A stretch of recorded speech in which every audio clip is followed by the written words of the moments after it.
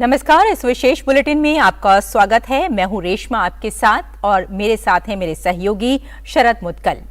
आइए नजर डालते हैं इस वक्त की हेडलाइंस पर।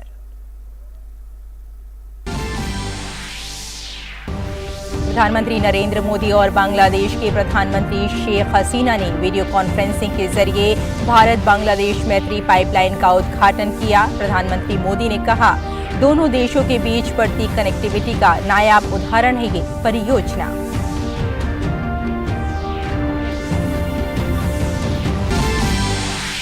प्रधानमंत्री नरेंद्र मोदी ने नई दिल्ली स्थित पूसा संस्थान में ग्लोबल मिलेट्स श्री अन्न सम्मेलन का किया उद्घाटन। पीएम ने अंतर्राष्ट्रीय मिलेट्स वर्ष पर डाक टिकट और सिक्का जारी किया। कहा, भारत में समग्र विकास का एक माध्यम बन रहा है श्री अन्न।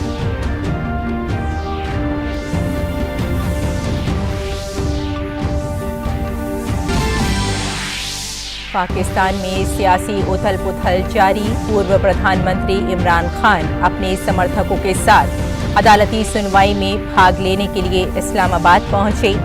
अपनी गिरफ्तारी की जताई आशंका। वहीं इमरान के जमा पार्क स्थित निवास में पुलिस घुसी।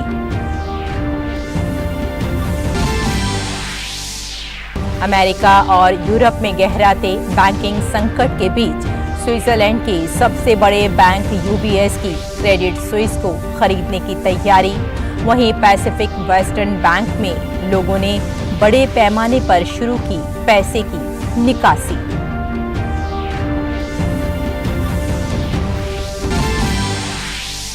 और ऑल इंग्लैंड बैडमिंटन प्रतियोगिता में भारत की एकमात्र उम्मीद त्रिसा जॉली और गायत्री गोपीचंद की जोड़ी सेमीफाइनल में हारकर प्रतियोगिता से हुई बाहर। कोरिया की बैक हाना और ली सो ही की जोड़ी ने 21-10, 21-10 से दी मात।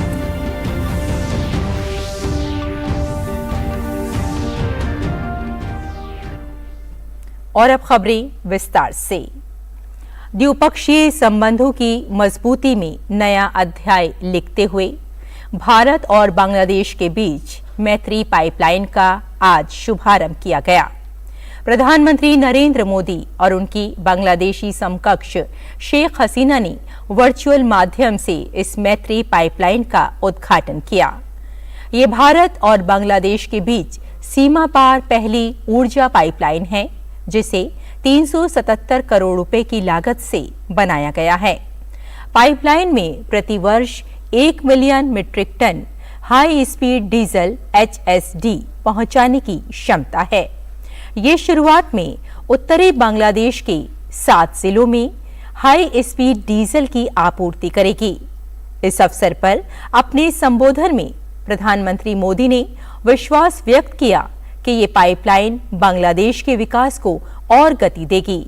प्रधानमंत्री मोदी ने विभिन्न क्षेत्रों में भारत और बांग्लादेश के बीच बढ़ते हुए सहयोग की सराहना की।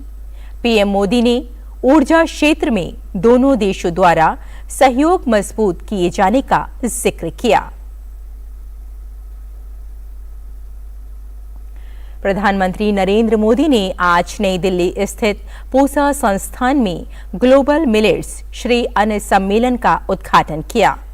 इस सम्मेलन में 100 से भी ज्यादा देशों के प्रतिनिधि शामिल हुए। इसके साथ ही प्रधानमंत्री ने अंतर्राष्ट्रीय मिलेट्स वर्ष 2023 पर एक डाक टिकट और सिक्के का अनावरण भी किया। पीएम मोदी ने श्री अन्न वैश्विक उत्कृष्ट शोध केंद्र का भी शुभारंभ किया। इस मौके पर प्रधानमंत्री ने अपने संबोधन में कहा कि भारत में मिलेट्स को अब श्री अन्न की पहचान दी गई है। ये सिर्फ खेती और खाने तक ही सीमित नहीं है। श्री अन्न भारत में समग्र विकास का एक माध्यम बन रहा है। इसमें गांव और गरीब भी जुड़ा है। प्रधानमंत्री ने कहा कि भारत का मिलेट्स मिशन देश के 2.5 करोड़ किसानों के लिए वरदान साबित होने वाला है। जब मिलेट्स का मार्केट बढ़ेगा तो इससे 2.5 करोड़ किसानों की आय में वृद्धि होगी। प्रधानमंत्री ने कहा कि श्री अन्न सदियों से भारत में जीवन शैली का हिस्सा रहा है। प्रधानमंत्री ने कहा कि भारत इससे जुड़ी तकनीकी मित्र राष्ट्रों के साथ साझा करना चाहता है। पीएम ने कहा कि एक ऐसा तंत्र विकसित करें जिससे एक नई सप्लाई चेन विकसित हो सके। सूचना और प्रसारण मंत्री अनुराग सिंह ठाकुर आज केरल के दौरे पर हैं। केंद्रीय मंत्री ने कोच्चि में आयोजित एक प्रेस वार्ता में केरल सरकार पर जमकर आरोप लगाए। उन्होंने कहा कि केरल में एक के बाद दूसरा घोटाला सामने आ रहा है और सरकार में सर्वोच्च पद पर बैठे व्यक्ति पर गोल्ड स्मगलिंग मामले में गंभीर आरोप लग रहे हैं। अनुराग सिंह ठाकुर ने कहा कि राहुल गांधी को संसद और भारत के बारे में झूठ नहीं बोलना चाहिए। राहुल को संसद में आकर सांसदों, स्पीकर और पूरे देश से माफी मांगनी चाहिए। इससे पहले अनुराग सिंह ठाकुर ने नेदुमसेरी में मलयालम दैनिक मातृभूमि के शताब्दी समारोह के समापन सत्र में भाग लिया। इस अवसर पर केंद्रीय मंत्री ने कहा कि देश की आजादी की लड़ाई से लेकर आपातकाल के विरोध तक दैनिक मातृभूमि ने हर बार अहम भूमिका निभाई है। लोकतंत्र और देश निर्माण में मीडिया की महत्वपूर्ण भूमिका बताते हुए केंद्रीय मंत्री अनुराग सिंह ठाकुर ने कहा कि हमारे संविधान में सबको बोलने की आजादी है, लेकिन इस आजादी के साथ हमारी कुछ जिम्मेदारियां भी हैं। रक्षा मंत्री राजनाथ सिंह आज उत्तर प्रदेश की राजधानी लखनऊ में आयोजित एक होली मिलन समारोह में शामिल हुए। इस अवसर पर अपने संबोधन में रक्षा मंत्री ने कहा कि उत्तर प्रदेश में मुख्यमंत्री योगी आदित्यनाथ के नेतृत्व में हर क्षेत्र में विकास हो रहा है।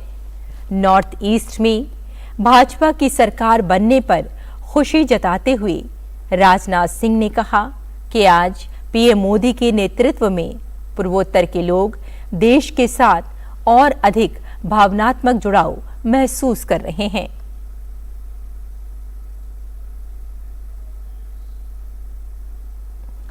भाजपा के राष्ट्रीय अध्यक्ष जेपी नड्डा ने आज कर्नाटक के तुमकुरु में रोड शो किया।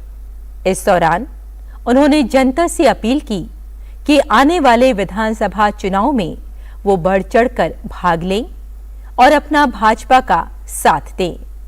भाजपा अध्यक्ष ने कहा कि भाजपा ही एकमात्र ऐसी पार्टी है जो कर्नाटक समेत देश का विकास कर सकती है। सीमा शुल्क, उत्पाद शुल्क और सेवा कर अपीलीय न्यायाधिकरण CESTAT ने आज राजधानी नई दिल्ली में 40 साल की अपनी शानदार और सफल यात्रा का समारोह मनाया। इस कार्यक्रम में सर्वोच्च न्यायालय के न्यायाधीश न्यायमूर्ति दिनेश माहेश्वरी उद्घाटन सत्र के मुख्य अतिथि के रूप में शामिल हुए। वहीं दिल्ली उच्च न्यायालय के जस्टिस सतीश चंद्र शर्मा विशिष्ट अतिथि के रूप में उपस्थित रहे।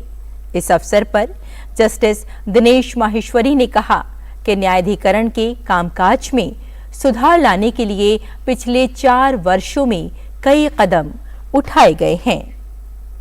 कार्यक्रम को संबोधित करते हुए दिल्ली उच्च न्यायालय के मुख्य न्यायाधीश सतीश चंद्र शर्मा ने कहा कि कोविड महामारी के दौरान न्यायाधिकरण ने प्रधान पीठ के साथ साथ न्यायाधिकरण की 8 क्षेत्रीय खंडपीठों में वर्चुअल सुनवाई की। इस अवधि के दौरान एंटी डोपिंग मामले और न्यायाधिकरण की बड़ी पीठों के सामने आने वाले मामलों में भी निर्णय दिए गए थे। जम्मू कश्मीर के उपराज्यपाल मनोज सिन्हा ने कटरा में चैत्र नवरात्रि से पहले श्री माता वैष्णो देवी भवन में 5 मंजिला दुर्गा भवन का उद्घाटन किया। इस अवसर पर मनोज सिन्हा ने कहा कि वैष्णो देवी जाने वाले श्रद्धालुओं के लिए ये बहुत फायदेमंद होगा और आने वाले दिनों में और सुविधाएं भी बढ़ेंगी। ये भवन 18 महीने में बनके तैयार हुआ है। मुझे लगता है कि भक्तों की इच्छा पूरी करना हमारा नैतिक दायित्व है और इसकी पूरी कोशिश भी की जा रही है। गृह मंत्री अमित शाह ने एक निजी चैनल को दिए साक्षात्कार में विपक्ष पर जमकर निशाना साधा। उन्होंने कहा कि अगर विपक्ष वार्ता के लिए आगे आए तो संसद में भारी मौजूदा गतिरोध को दूर किया जा सकता है। अगर विपक्ष 2 कदम आगे बढ़ाए तो सरकार उससे भी 2 कदम आगे बढ़ेगी। ऐसे कई मुद्दे हैं जो राजनीति से ऊपर हैं और यहां तक कि पूर्व प्रधानमंत्री इंदिरा गांधी ने भी विदेशी धरती पर घरेलू राजनीति पर चर्चा करने से इनकार कर दिया था। वहीं विपक्षी दलों की तरफ से लगातार अडानी हिंडनबर्ग मामले की जांच के लिए संयुक्त संसदीय समिति जेपीसी बनाए जाने की मांग पर अमित शाह ने कहा कि सुप्रीम कोर्ट ने पहले ही मामले का संज्ञान लिया है और एक जांच समिति का गठन किया है। हमारी सरकार को इस मामले पर कोई भ्रम नहीं है। हमारा कहना है कि सुप्रीम कोर्ट ने इसकी जांच के लिए एक समिति का गठन किया है और लोगों को न्यायिक प्रक्रिया पर भरोसा करना चाहिए। अगर किसी के पास सबूत है तो उसे सुप्रीम कोर्ट की कमेटी के सामने पेश करना चाहिए। अगर कुछ गलत हुआ है तो किसी को बख्शा नहीं जाना चाहिए। प्रधानमंत्री नरेंद्र मोदी ने रेल मंत्री अश्वनी वैष्णव द्वारा ट्वीट किए गए वीडियो पर अपनी प्रतिक्रिया दी।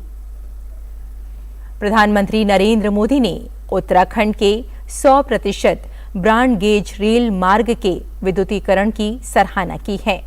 प्रधानमंत्री ने केंद्रीय रेल मंत्री अश्वनी वैष्णव के एक ट्वीट को साझा करते हुए उत्तराखंड के 100% ब्रॉड गेज रेल मार्ग के विद्युतीकरण की जानकारी दी।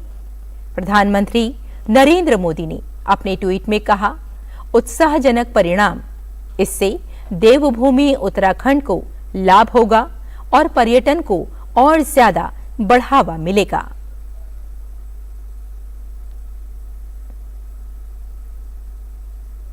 बिहार सरकार ने रमजान के महीने में मुस्लिम कर्मचारियों और अधिकारियों को निर्धारित समय से 1 घंटा पहले कार्यालय आने और निर्धारित समय से 1 घंटा पहले कार्यालय छोड़ने की अनुमति दी है। राज्य सामान्य प्रशासन विभाग ने इस संबंध में परिपत्र जारी किया है। परिपत्र में कहा गया है कि सरकार द्वारा मुस्लिम कर्मचारियों और अधिकारियों की सुविधा के लिए ये अनुमति दी गई है। ये आदेश स्थायी रूप से प्रत्येक वर्ष के लिए प्रभावी होगा। तेलंगाना में राज्य लोक सेवा आयोग टीएसपीएससी के पेपर लीक मामले को लेकर राज्य में राजनीतिक पारा गर्मा गया है। शुक्रवार को वाईएसआरटीपी द्वारा टीएसपीएससी के कार्यालय पर प्रदर्शन करने को लेकर जमकर हंगामा हुआ। पार्टी प्रमुख वाईएस शर्मिला को पुलिस ने उनके आवास से बाहर निकलने से रोक दिया, जिसके बाद शर्मिला का गुस्सा तेलंगाना सरकार पर फूटा।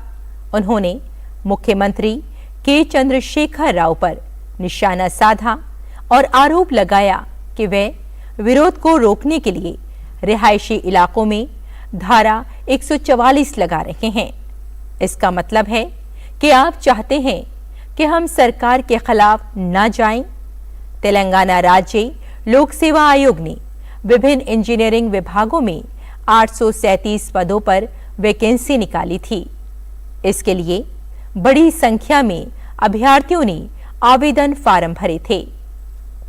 भर्ती परीक्षा 5 मार्च को हुई थी, लेकिन परीक्षा खत्म होने के बाद हैदराबाद के सेंट्रल क्राइम स्टेशन ने पेपर लीक का मामला दर्ज कराया था।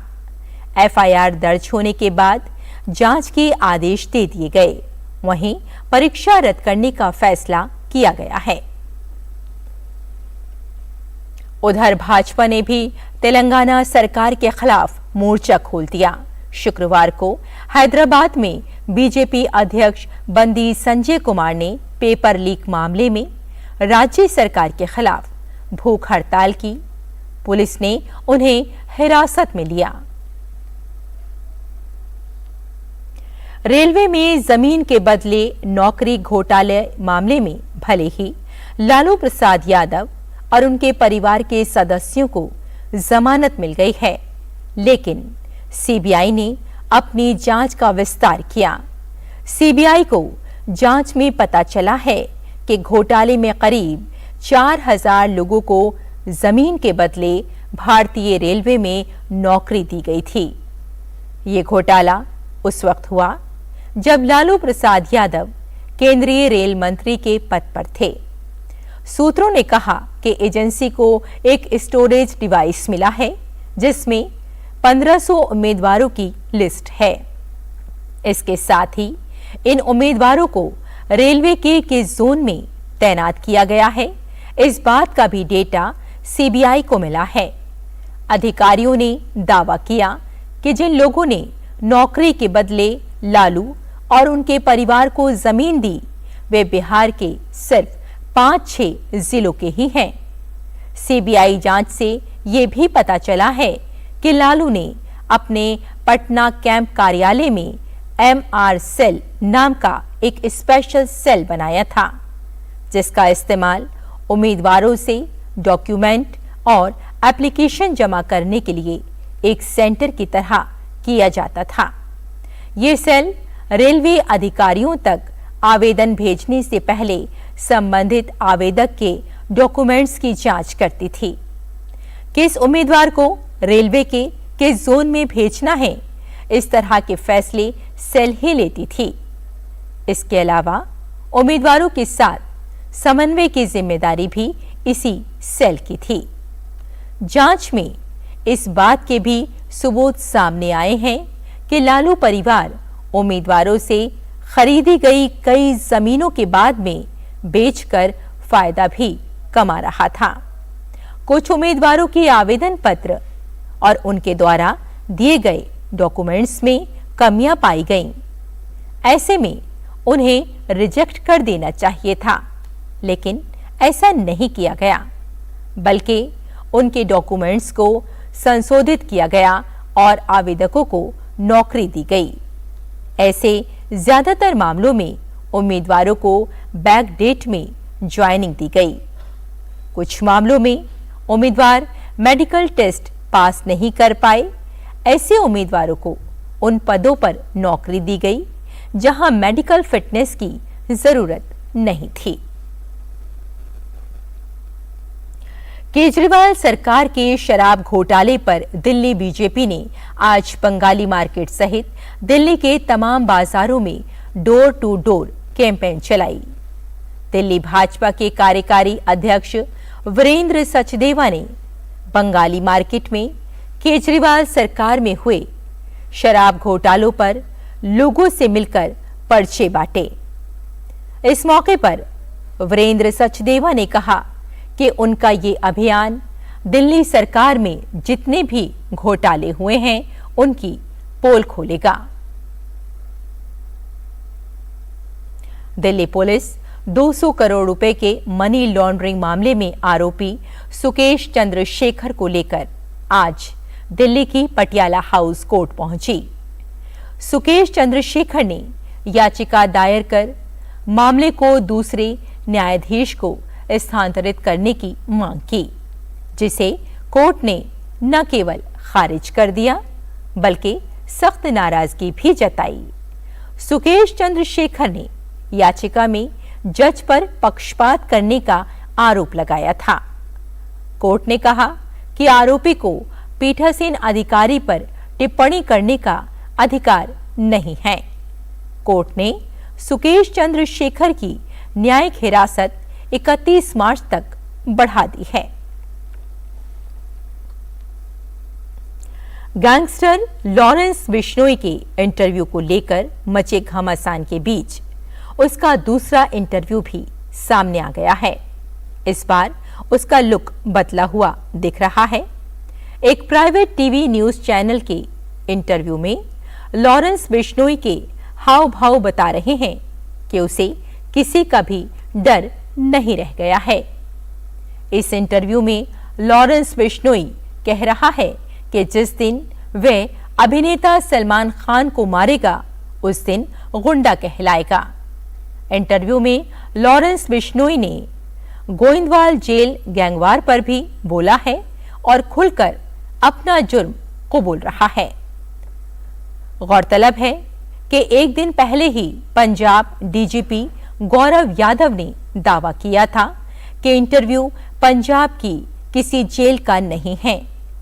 जेल की सलाखों के पीछे बंद लॉरेंस बिश्नोई का ये इंटरव्यू चौंकाने वाला है। इस इंटरव्यू के बाद पंजाब प्रशासन पर कई सवाल खड़े हो रहे हैं। और अब पैन कार्ड धारकों के लिए एक जरूरी खबर। अगर अभी तक आपने पैन कार्ड को आधार कार्ड से लिंक नहीं किया है तो ये काम जल्द ही कर लें, क्योंकि पैन को आधार से लिंक करने की अंतिम तारीख 31 मार्च 2023 नजदीक आ रही है। यानी कि आगामी 31 मार्च से पहले पैन को आधार से जोड़ना अनिवार्य है। इस तारीख तक पैन कार्ड को आधार से लिंक नहीं कर पाएंगे तो फिर आपका कार्ड डीएक्टिव हो जाएगा। यानी इस काम को पूरा न करने पर आप अपने पैन का इस्तेमाल तमाम वित्तीय कार्यों में नहीं कर पाएंगे। इसलिए बिना लास्ट डेट का इंतजार किए बगैर कृपया आज ही अपने पैन और आधार को लिंक करें और असुविधा से बचे रहें। दिल्ली एनसीआर वासियों को गर्मी से उस वक्त राहत मिली जब मौसम में अचानक बदलाव आया। देश की राजधानी में सुबह की शुरुआत रिमझिम बारिश के साथ हुई। तापमान में भी तेज गिरावट आई और लोगों को ठंड का एहसास होने लगा। तेज बारिश के साथ हवाओं ने मौसम सुहाना कर दिया। अगले 2 से 3 दिन तक तापमान में कमी आएगी। कई जगहों पर तापमान 30 डिग्री से भी कम पहुंच जाएगा। 21 मार्च से मौसम साफ होने की संभावना है, जिसके बाद तापमान एक बार फिर से बढ़ेगा। मौसम विभाग के अनुसार वीकेंड पर दोनों दिन मौसम खुशनुमा बना रहेगा। रविवार को दिन में भी हल्की ठंड का एहसास हो सकता है। पाकिस्तान में सियासी उथल-पुथल जारी है। पूर्व प्रधानमंत्री इमरान खान अपने समर्थकों के साथ अदालती सुनवाई में भाग लेने के लिए इस्लामाबाद पहुंच गए हैं। हालांकि इमरान ने अपनी गिरफ्तारी की आशंका जताई है। इमरान खान ने कहा कि सभी मामलों में जमानत मिलने के बावजूद पीडीएम सरकार मुझे गिरफ्तार करना चाहती है।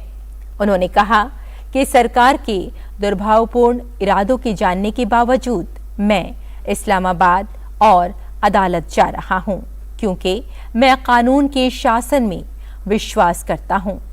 वहीं इमरान के लाहौर के जमान पार्क स्थित निवास में पुलिस के घुसने की खबर है।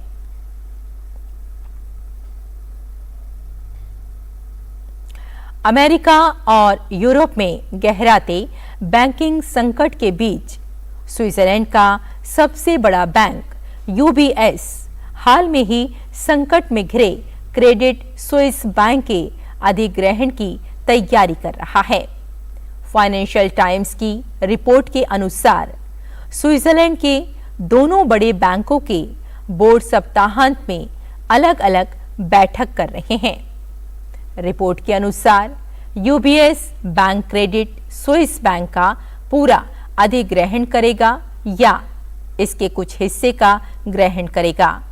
स्विस नेशनल बैंक और नियामक फिनमा देश के बैंकिंग सेक्टर में लोगों का भरोसा बनाए रखने के प्रयास के तहत बातचीत कर रहे हैं। रिपोर्ट में कहा गया है कि स्विट्जरलैंड के वित्तीय नियामक संस्था ने अपने अमेरिकी और ब्रिटेन के समकक्ष संस्था से बात कर दोनों बैंकों के विलय की योजना की सूचना दे दी है। और ऑल इंग्लैंड बैडमिंटन प्रतियोगिता में भारत की एकमात्र उम्मीद त्रेसा जॉली और गायत्री गोपीचंद की जोड़ी आज प्रतियोगिता के सेमीफाइनल में हारकर बाहर हो गई है।